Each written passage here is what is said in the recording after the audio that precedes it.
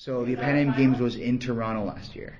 Sorry, 4 years ago. And so when the Pan Am Games came to Toronto, there was a big ass, like millions of dollars of funding went into the city for programs aligned with the Pan Am Games a year before it. So like there was so much in the city relating to Pan Am Games programming wise that every institution kind of offered to promote the Pan Am Games coming to Toronto.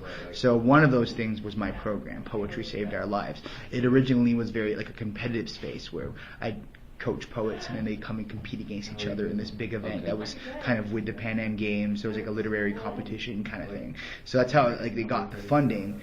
And then the program ended up going so well that the library offered to just fund it indefinitely every year, even after the Pan Am Games. And so they've been paying me every year since to keep running this.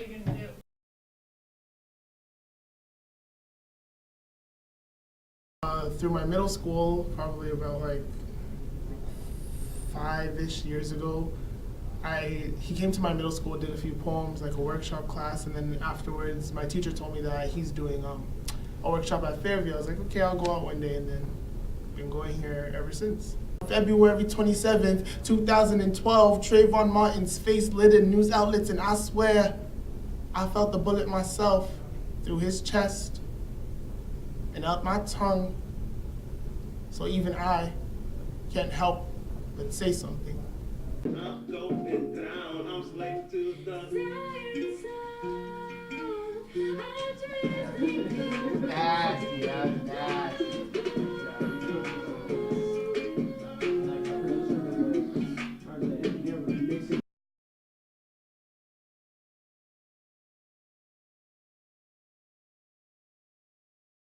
I think that's the reason why teachers will hire me to come in, is because I don't limit myself on what I'm willing to like be like a source of dialogue for. And so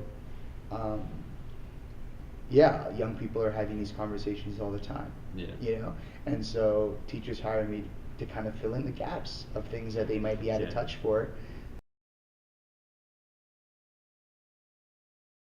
Like being able to facilitate it in a way where there's like, because there's so much education that comes from it, obviously. 100%. If anything, to me, university for the brief time I was there was that. What I learned was not from being in the, a hall with 1,000 other people being talked by some monotone professor. It was those conversations you've had after, where you'd smoke a spliff after class and hang out with a bunch of other like-minded, progressive university students, 100%. And the kind of conversations that came out of that shit, those are what I remember.